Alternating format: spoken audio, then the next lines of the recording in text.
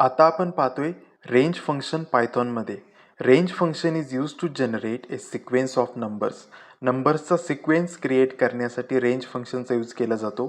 It is commonly used in for loop to iterate a specific number of times. Generally range फंक्शनचा use हा for लूपमध्ये केला जातो repetitive task perform करण्यासाठी. Range फंक्शनचा syntax आहे range start stop step. Explanation: it is a starting value of the sequence. आपल्या सिक्वेन्सची starting value ही स्टार्टमध्ये डिसाईड केली जाते. Its default value is 0 if not provided. Stop: it is the ending value of the sequence. स्टॉपमध्ये आपल्या सिक्वेन्सची end value decide केली जाते.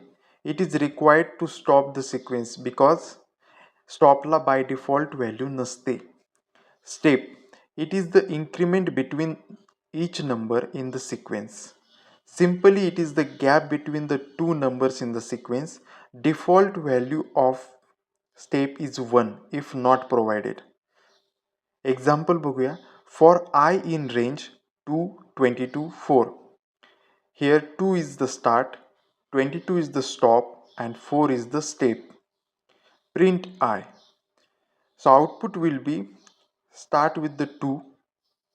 गॅप किती पाहिजे म्हणजे स्टेप 4. 2 + 4 6, 6 + 4 10, 10 + 4 14, 14 + 4 18, 18 + 4 22. पण आपला 22 काय आहे? स्टॉप.